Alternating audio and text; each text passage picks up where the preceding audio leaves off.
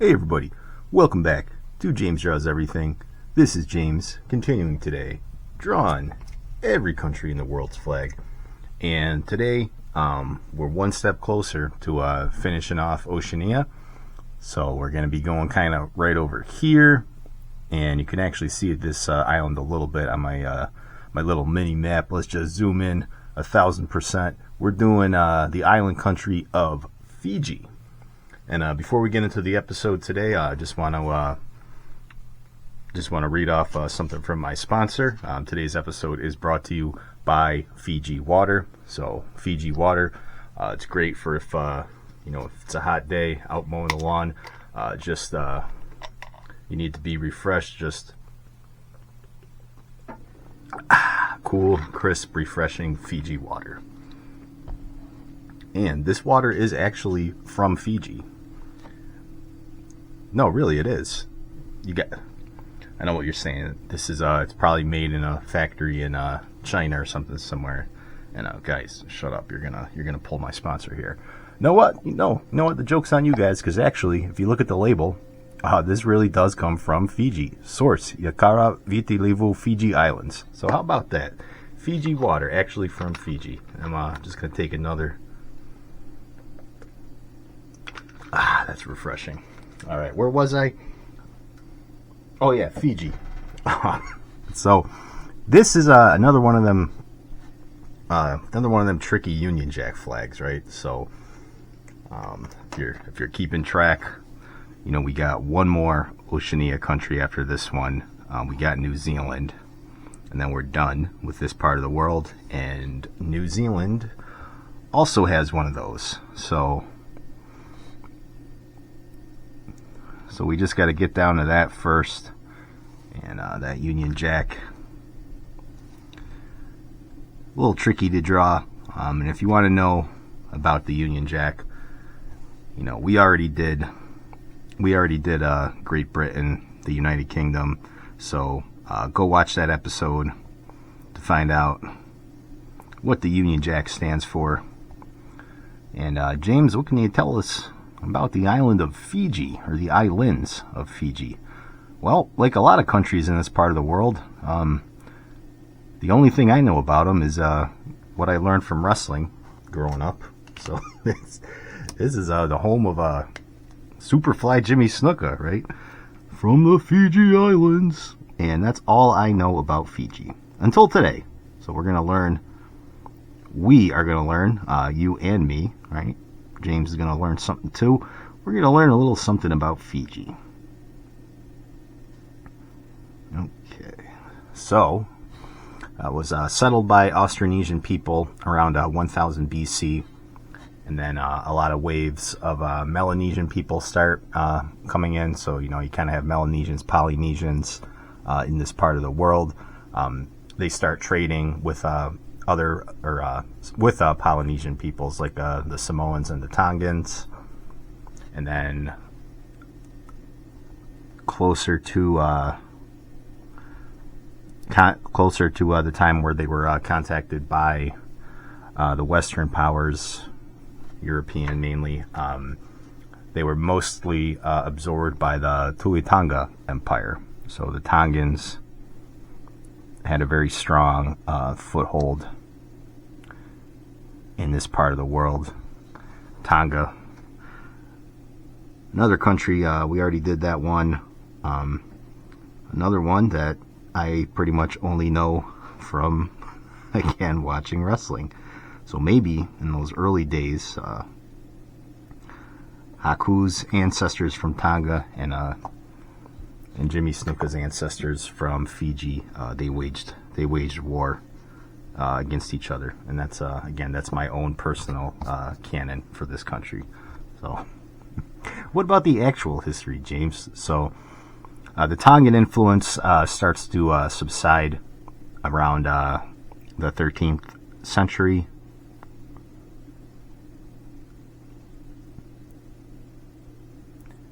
And then more Melanesian groups from surrounding islands kind of start pouring into this area. So you kind of have kind of a mixed Melanesian and Polynesian culture in Fiji, which is still kind of there to this day. So when you talk to someone from Fiji, you can't really call them Melanesian or Polynesian. They sort of see it both ways. And there's also some other kind of foreign influence that makes its way into the Fiji Islands, but we'll get to that.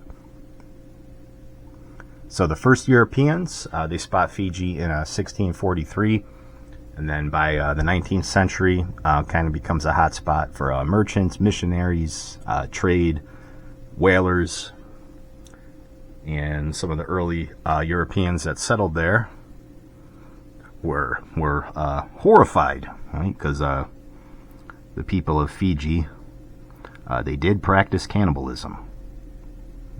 So this was sort of like, again, you can't really gloss over it, right? It's part of the history. But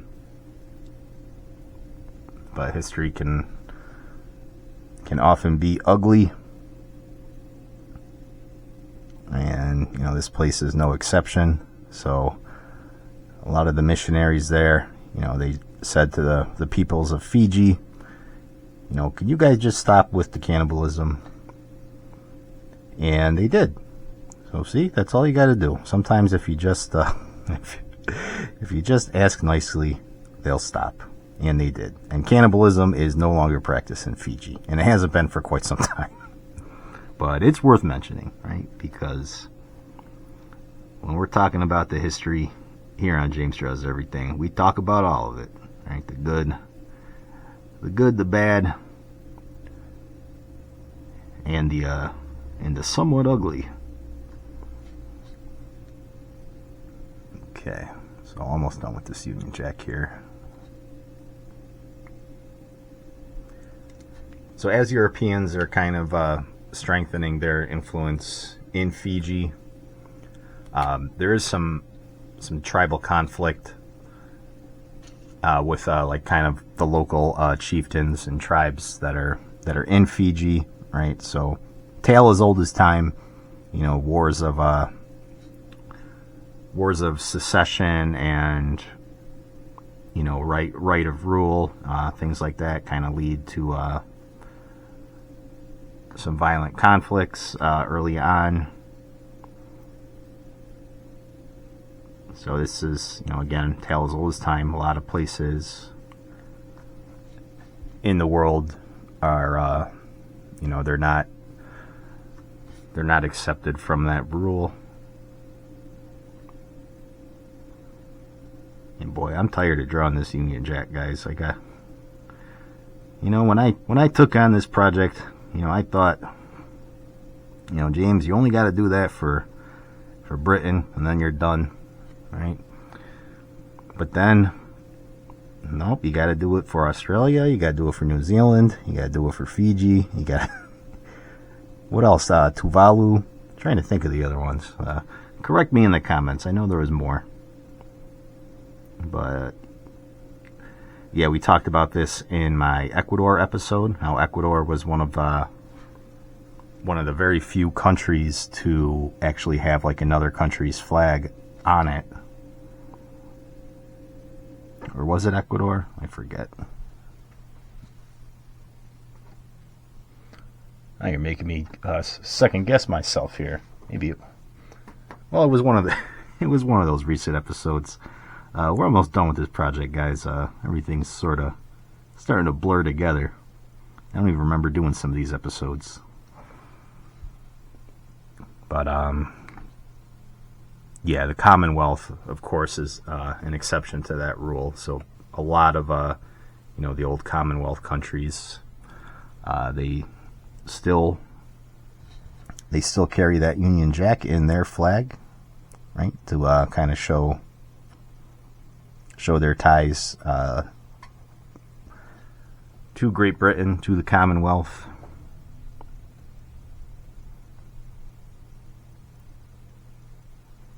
Fiji being no different.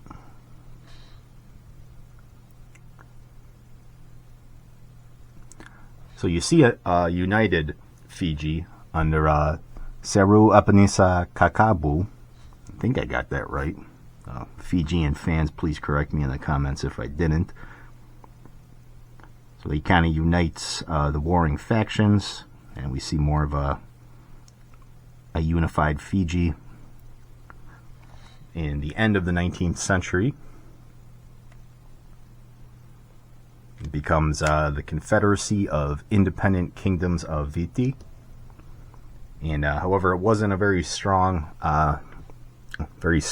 confederacy. In 1871, there's another attempt by Kakabu to centralize power, and there's a little bit of a fear of foreign influence, right? So that's kind of why they're centralizing as well, almost as like a sort of like a defense mechanism. You know, if we have a united Fiji, then we won't be as easily overtaken by Europeans, right? Because that's going on in a lot of the Pacific future nation states during this period. But united or not, the British do set up like a plantation style economy in Fiji. And this is actually somewhat topical because if you're paying attention to what's going on in like the United States right now, there was a very big, huge, you might say, sort of a outcry against the H-1B issue in the United States when Vivek Ramaswamy decided to mouth off and say how Americans are dumb, lazy, they need to be replaced by the best and the brightest from India, right? H-1B labor. So that caused a bit of an uproar. And to find out sort of what happens when you do that, we could actually look at Fiji, because that's pretty much exactly what happened in this country. So we'll kind of go over that. Basically what happened was the British, they do this a lot, right? So a lot of my episodes I talk about this, these Commonwealth countries.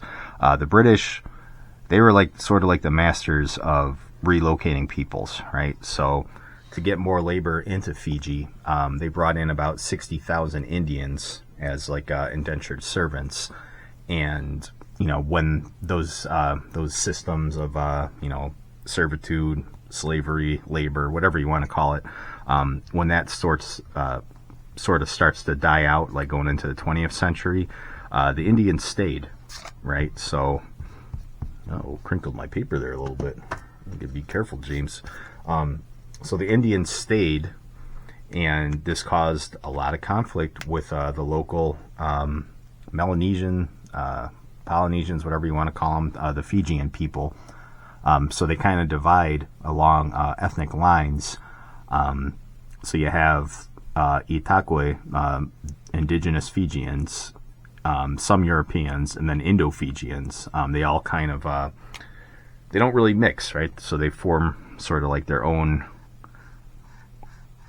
separate like enclaves. They have their own political representation. So it's the old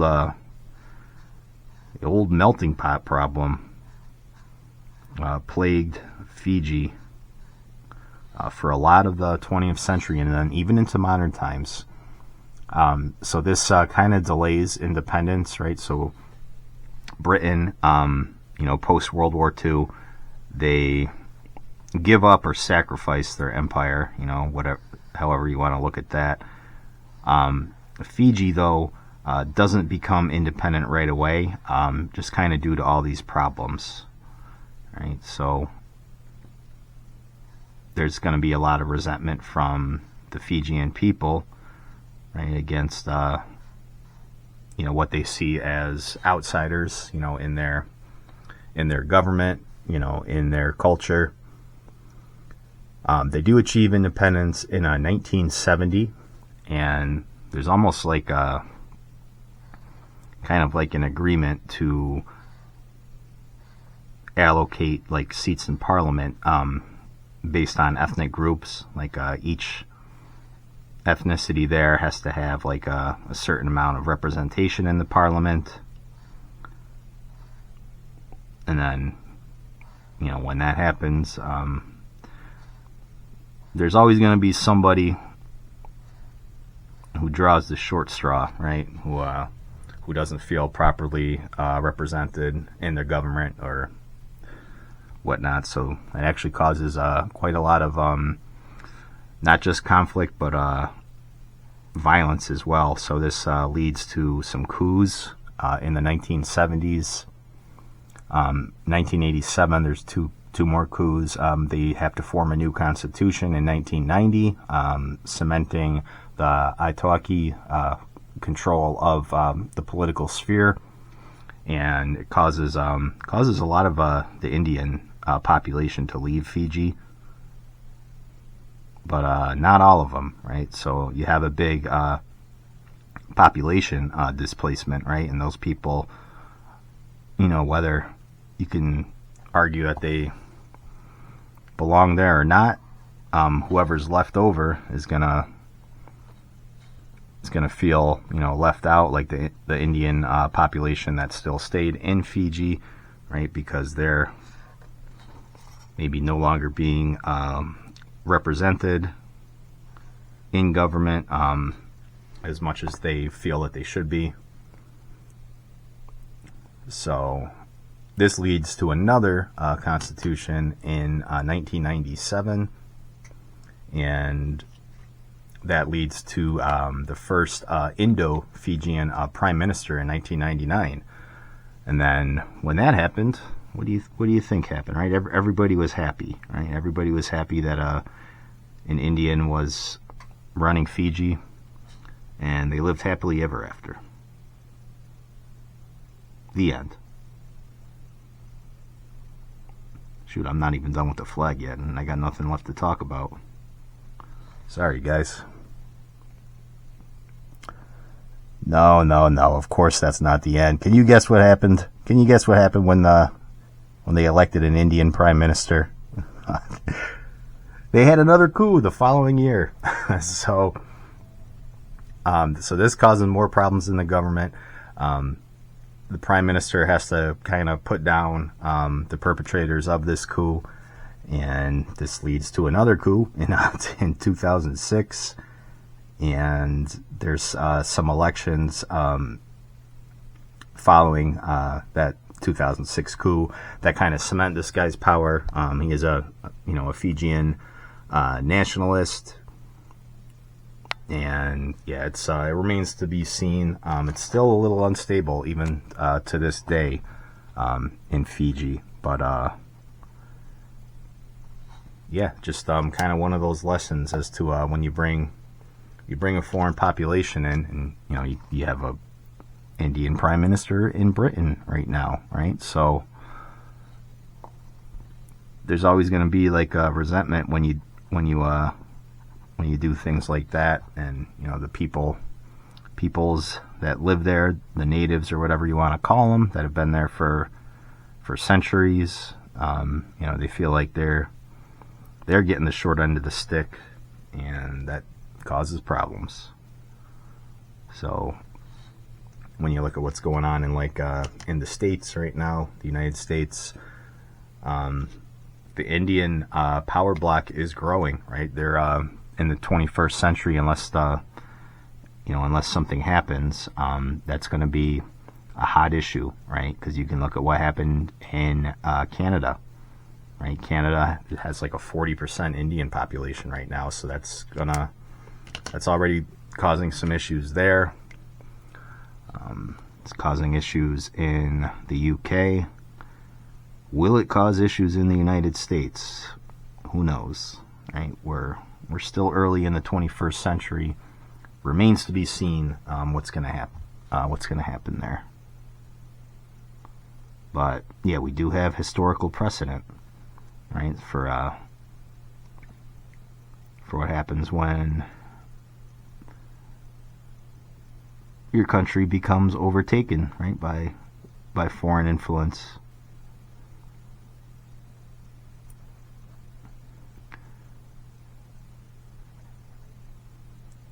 It's got a pretty complicated little coat of arms here, so doing the best that we can on that. Let me just bust out a little, let's see, we got to use like a micro pen here, so it's got like a little dove,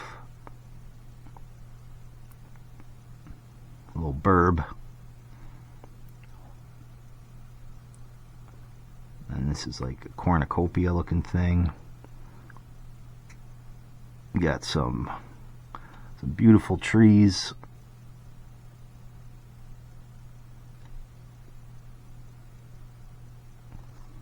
Okay, let me just put a little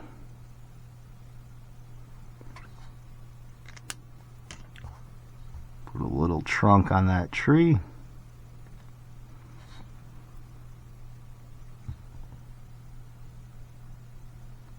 That lion is kind of holding something, and then we'll just finish blocking out that red.